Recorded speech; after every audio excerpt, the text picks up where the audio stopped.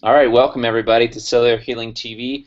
I believe episode 28. We've been at this, guys. Heal the cell, get well, transforming lives. We're broadcasting live from the Zermatt Hotel in just outside of Park City. I don't know the actual city here, but we're at a conference with Systemic Formulas, a bunch of world-changing physicians and doctors from around the world. And Dr. Pomp is a speaker here, and we're having a blast. We actually received an award last night for our efforts in bringing this mission to the world, Dr. Pomp and I, and we lay it down, and so do many of you watching this show, and we want to educate you again more today. And we were just talking before the call. Sorry, we're a little bit of a delay today, but we just had a wonderful eye-opening talk from Dr. Jerry. How do you say his last name, Dr. Pompa? Piratola. Geratola, a brilliant guy, been all over the media and news with some of his findings and research and what he's doing for people, and exposing a lot of the lies in the when it comes to the health and the health of your mouth. So this was a really intriguing topic, and we're actually going to bring him on live either within the next 2 weeks. But we want to kind of introduce that topic to you, and just it's mind-blowing, and I think it's some new information that many of you haven't heard before and need to hear, even on all the other shows that and blogs you may look at. This is one of those topics that you're not going to see very often. So Dr. Pompa, why don't we just jump into that topic? And I know, David, you don't even know much about this, so you're going to be the perfect audience to ask some questions. Yeah, I happen to be here in Atlanta, so. Yeah, no, it was great. I had told a few people coming, hey, look, if you just came just to hear Dr. Jerry, I think it's worth it. He is a dentist. He's a professor at NYU. He's someone who loves research and standing for the truth. Matter of fact, he has taken a lot of heat for the truths that he has stood for. And he was on the Dr. Oz show and talking about amalgam fillings. And he said, I had to calculate every word I said, because they were looking at every word he said. And he took a lot of heat from that show. And I remember the responses right after his show, and I didn't know Jerry then, but the responses were, basically they sent out to everyone in the ADA, basically the dentist response. And one of the first responses was, hey, make sure you tell your patients when they ask if this is appropriate, if you have silver fillings, that I have them too. And they basically laid out the response for the dentist and how to handle telling people that amalgams are in fact safe, and that Dr. Jerry and the others that he spoke about are full of crap. Yeah, so, and Dr. Jerry being a member of the ADA still obviously got the responses. So, he stands for truth. He stands for truth with amalgam fillings and the fact that they are poisoning people and they shouldn't be put in humans. He stands for truth on fluoride, which was one of his topics, and he talked a little bit about yesterday, which I thought was fantastic, and how fluoride, it's not anyone's opinion. It poisons people. I mean, it is legal poisoning. I mean, it is literally something that it's a toxic waste from mining phosphate for the aluminum industry and other industries today, even certain medications. But the fluoride comes off as a nasty, toxic byproduct that is very expensive to get rid of. And before, in the old days, it used to be released into the air, which would fall into the streams, and livestock and crops, everything around these power plants would die. So they came up with new scrubbers. Warren, I'm sure you used some of those scrubbers in the day when you used to be involved in cleanups, but they scrubbed it out. But then they had the byproduct to get rid of, which became very expensive. Well, they came up with an idea because of some really junk science that showed that it can harden teeth and bones. Well, it makes a very hard surface, but it becomes very brittle. So that's a big problem there. So does it even really harden teeth? The answer is no. It actually makes things worse long term. So when you look at the studies, and he has, fluoride not only works, but it's extremely poisonous.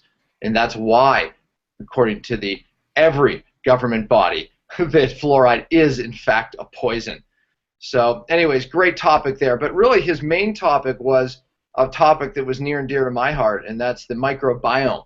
And you've heard us talk so much about how important bacteria is. But his specialty is the oral microbiome, meaning this is where it starts right here. When this is not right, meaning that you have a lot of bad guys, not enough good guys, you have a dysbiosis, we don't have the right numbers and the right colonies of good bacteria, that affects your digestion, that affects everything. He talked a lot about how it really leads to multiple different diseases. And just leaving you, this note and, open up some questions here is, I think that he really made it clear that most dentists, even biological dentists or holistic dentists, they don't understand that it's not about killing bacteria in the mouth. If you look at every even natural product in Whole Foods, natural mouthwash, natural toothpaste, it all has things like tea tree oil, which are just natural killers. And his argument is that even those are not good because they're killing good bacteria. And used long term, they create a dysbiosis in the microbiome, which leads to a dysbiosis in the gut, which leads to health problems from immune problems and everything that we've talked about. Yeah. Et cetera. So, hey, can you hear me, Dan? Yeah. One thing I was going to let you know, our connections are so bad, I don't think our video is showing up right now, so if the viewers are wondering why, that's... I can see you, Warren. Okay, so maybe the live viewers, but the recording probably won't be. But, it just took me back to my days. I was listening to that and just made so much sense. I never put it together. But, using Act and Listerine and gargling with peroxide, we were taught as children not only to use fluoride, and that they would come in and put fluoride things in our teeth at school, and sealants, and sterilize your mouth, and it was this big fear. It's like the germ theory that your mouth is dirty and nasty, and it needs to be killed every day, and the more you kill the bacteria, the better, and the neat thing that Dr. Jerry was talking about is just like the skin on your hands, or like the skin on your hands.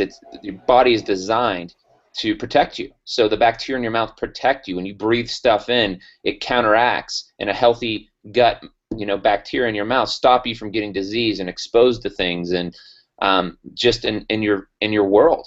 And it makes so much sense, and the people that have, a mouth that's, overpopulated with tooth decay and, obviously plaque, it's a microbiome issue. And it could be because of how clean they tried to make their mouth. And it's the whole, the same concept with your gut. When you take antibiotics, it destroys all the good, healthy bacteria and, puts you at risk for things. And that's the same way with your mouth. And you really never think about it. And then obviously the connection between your mouth, the bacteria in your mouth and your gut, and the health between the two is so important as well. And it was just something simple, but he explained it so simply, it really just drove it home. I kind of knew about it, but after looking at it, I was able to rewind back into my brain all the things that I've personally done, and kind of notice other people who have challenges in their mouth health and in their teeth, and how much bacteria related. One thing, Dan, I wanted you to talk about is when they're, a lot of these people's, teeth problems, and you can address this later, is, because of this overgrowth of bad bacteria, just like in your gut. When you have too much bad bacteria like Candida, because it's out of balance, then you have health issues. The same thing with your teeth, and how that interacts with bone loss and toxicity, and inflammation, and so many other things. It's quite nuts. And he went into heart disease and those connections.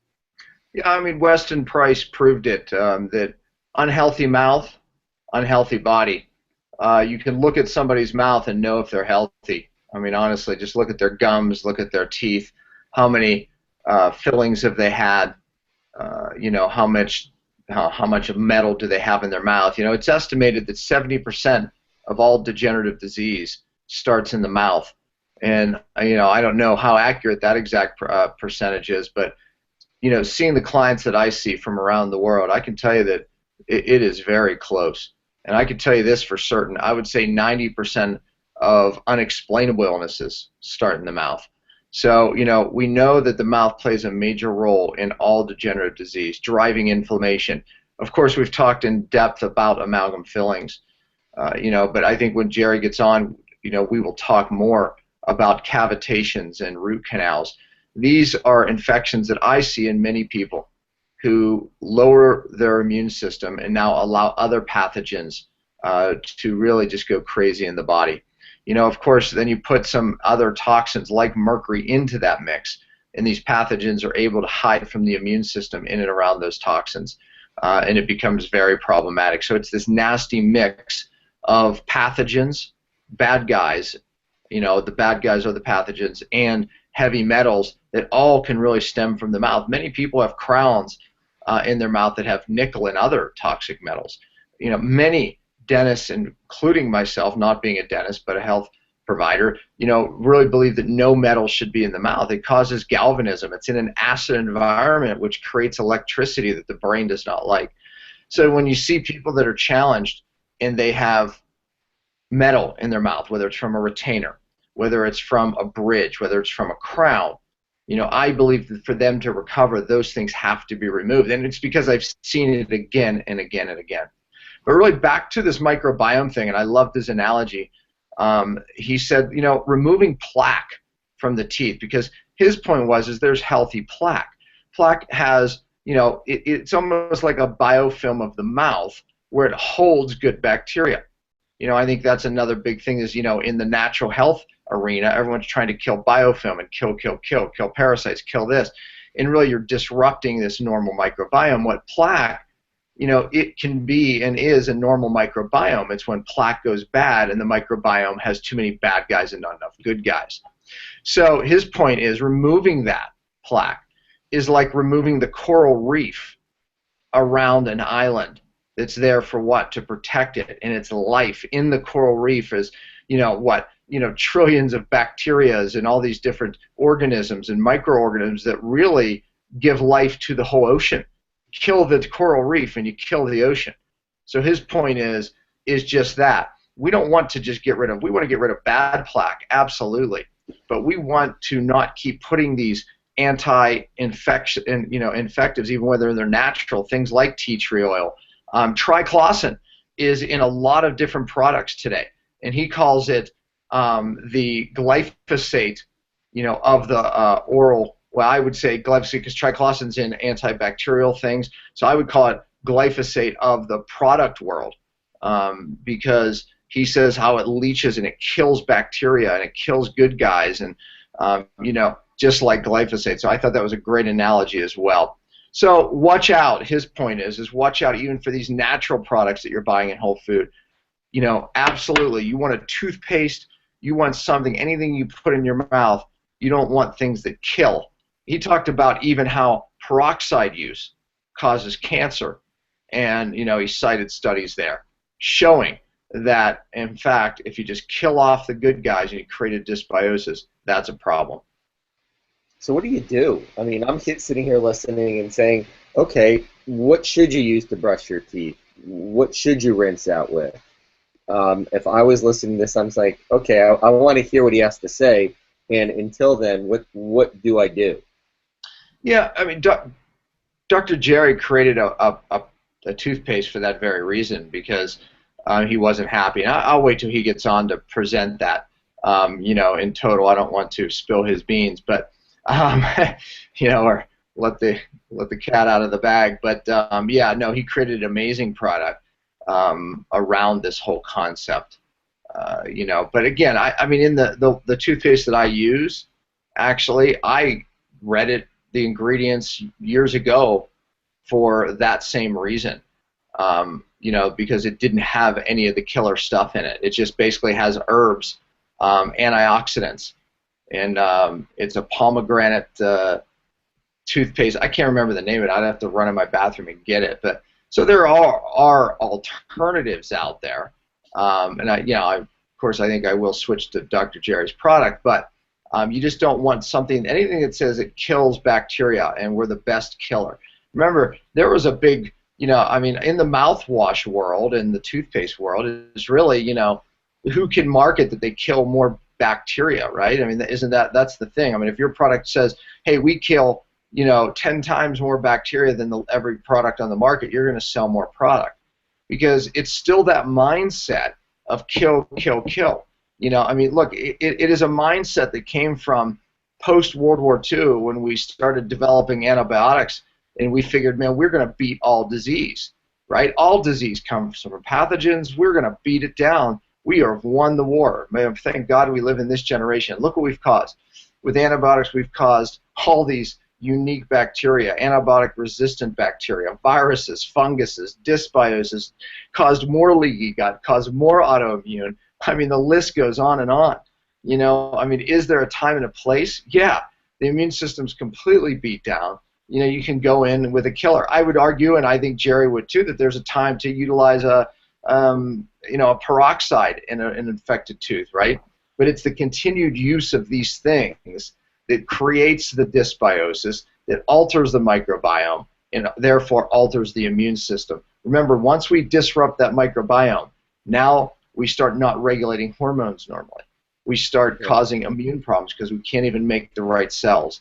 So that's the point here. So it's like we say heal the gut, heal the body, heal the mouth, heal the body, So it's these different major areas that we really need to address. And, so many people out there watching this are being like, well, man, maybe it's the fact that my gut bacteria in my mouth is so bad. I do have, receding gums. I do have bleeding gums and inflammation in my gums. Therefore, there's a major sign that, well, it's telling you that your mouth microbiome is off, and therefore, that is massively affecting your health. So you got to get your mouth health, your mouth gut, if you will, it needs to be healthy. Look, this is the bottom line. If you have any bleeding from flossing, brushing, you have a problem, and it's severe. Bleeding is more a severe problem. Now, if you're waking up with bad breath, or you have bad breath, and you're always having to put gum in your mouth or brush your teeth throughout the day, that's a problem. Bad breath is a definite indication that you have a dysbiosis. Warren, when I was sick, I always had bad breath. Even before I was sick, as a kid, I had bad breath, right? But it's an indication of a problem. Warren, when you were sick, you had 4-foot dragons. I was going to say, we're gonna be real on this show. I mean, absolutely. At least let me throw myself under the bus. Yeah, I was really sick. So I mean, I started with me, pal. I started that I had bad breath too. Yeah, so you did. You walked into this nicely, but it was hilarious. Warren, you're a 2-foot dragon today. Warren, you're a 4-foot dragon today. Warren, man, you're stinking up the room with your breath. But I was going through the healing process. No doubt about it. Now today, I don't. Very rarely do I have bad breath, and when I do, it's when I'm not feeling well. And it's kind of neat to see the correlation between my health and how I feel and, my bad breath. So I think many people watching this will be like, yeah, it's like on the days that my breath really stinks, it's, I'm having a bad day, potentially. And, those of you that have health challenges understand that correlation. Now you're getting, an answer that your mouth microbiome is off and needs to be addressed. And when I can't wait to get Dr. Jerry on, because he understands this so well, which bacteria to put in there. I think even his toothpaste may have some in it, so that you need in your mouth. Yeah, I mean, it's a 180-degree opposite, right? 180-degree opposite. We think that killing all the bacteria and continue to kill it, even in the natural world, is the answer, when we know it's not. And bad breath comes from your gut as well as your oral microbiome, and it's a sign of, a dysbiosis, and obviously a sign of unhealth. It's a sign of leaky gut. It's a sign of gut problems, which are going to lead to other problems no matter what. That you combine that with the fluoride. I would say that 98% of dentists out there still think that fluoride is something healthy, and meanwhile, fluoride is one of the most toxic things. I mean, it's proven to cause bone cancer. They're saying that 41% of kids in the United States is being affected by fluoride. Causes a massive drop in IQ. I mean, folks, if you're listening to this and you still believe that fluoride can't be that bad, because why would our city put this stuff in the water supply? please do the homework. Don't just listen to government bodies and protective agencies. There's so much money involved in this, you have no idea. When you look and sniff out the truth, you owe it to your family, you owe it to yourself to do it. You're not going to listen to my words, Dr. Jerry's, Warren's, David's. You have to do the homework for yourself. When you realize that this is a poison and it is affecting your IQ, your kid's IQ, your immune system, you know, you will wake up and you will make, I don't care if it costs $3,000 for a filtration system in your home. Actually, I think, Warren, I think we have one on our site that we have in our home that's about $1,500. So what? Because you will pay that back 10, 100, 1,000-fold, even to death, you know, if you do not understand the dangers of fluoridation in your water. I'm not even talking about chlorine. I'm not even talking about medications that make their way into the water. I'm talking about fluorine. Oh, and if you're using a little carbon filtration unit on your sink top or underneath, good luck with that, because it doesn't work. Fluoride is very difficult to remove. You know, and so honestly, you know, I think the more people that find out about this, the more enraged people will get. Oh, there's a lot of states that are outlawing it now in the water source. Just look, Google it yourself. Yep. You'll see. Why aren't you hearing about it? Because it is massive money, folks, and there is a massive cover-up. But it is causing problems. I was in the environmental field, and you know, when I worked with a company, you know, one of our, and this is how this happened, the phosphate mining industry found a way to, I mean, essentially what happened is they have this really expensive hazardous waste that needs to be exposed of. You got to wear full, you know, full head mask, covered gloves. This stuff is massively toxic. And what they did is, well, we'll just dilute it. We found this study, you know, and somehow it got through legislation. Who knows? But it essentially makes us the hazardous waste disposal system as this fluoride gets trapped in our fats and tissues. So we are literally becoming the garbage dump for fluoride instead of them trying to dump it. You know, it's so hazardous they can't even get rid of it. They don't even know what to do, and it's so expensive to clean it up and put it through some sort of filtration, and then you have to take that and put it on some landfill that never gets rain with a bunch of, you know, really thick rubber leachate, you know, like a swimming pool, you know, beneath it, and then layers and layers of special dirt and stuff to bind it. I mean, it's massively expensive, so let's dump this stuff straight into the water supply, dilute it, you know, because of some junk study that's not even true if you do the research, and now we become the landfill, Dr. Pompa. You know, that's really what it comes down to, and it's a big lie. And the other thing that he brought up that was really, you know, eye-opening, and I believe to a lot of the viewers, if your kid would eat a tube of fluoride toothpastes, it's one of the toothpastes that have high fluoride, there's massive, I don't know how many documented deaths there are, but there's a good chance that not only what destroys his or her IQ, but it would kill them from, you know, fluoride poisoning. I mean, the lethal dose of fluoride is high enough within the tube of toothpaste based on the kid's body weight that they're eating the lethal dose of fluoride. So I think they did drop the fluoride amounts in toothpaste, so there's not instant death in a child that would eat a tube of toothpaste. I think they dropped it.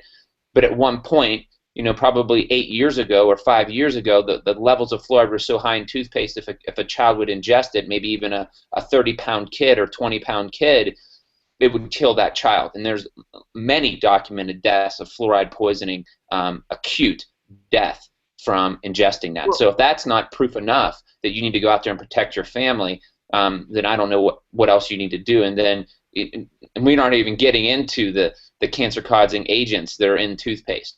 So this is a big topic, guys. Your health of your microbiome in your mouth, and, you know, fluoride. We're going to hammer this a couple more times. So this is a 30-minute tease, because I just wish I was there now in Utah with you and saw him yesterday.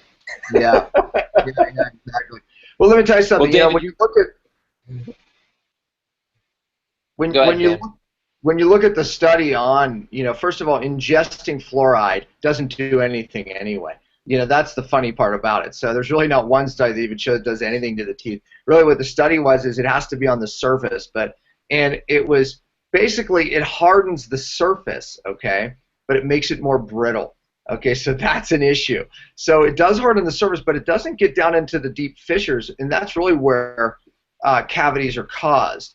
and it doesn't get down into there. So, you know, there's the misconception is that we're ingesting it and it's actually making our teeth harder. No, it's actually just making your bones more brittle, and it's actually causing immune problems, cancer, and poisoning you. You know, simple as that. So, you know, again, putting this fluoride on your children's teeth, you know, using it in toothpaste, you're actually making major problems. You know, even not swallowing it.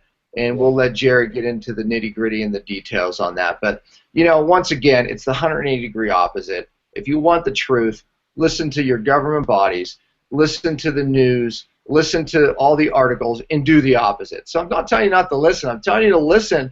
And in the listening, in the learning, you will find the truth. But unfortunately, it's 180 degrees opposite. So we call it the 180-degree solution, because all you need to do for the solution is pay very good attention to everything that you hear, you know, from media, and do the opposite. And son of a gun if you don't hit it right every stinking time. The solution's there, folks.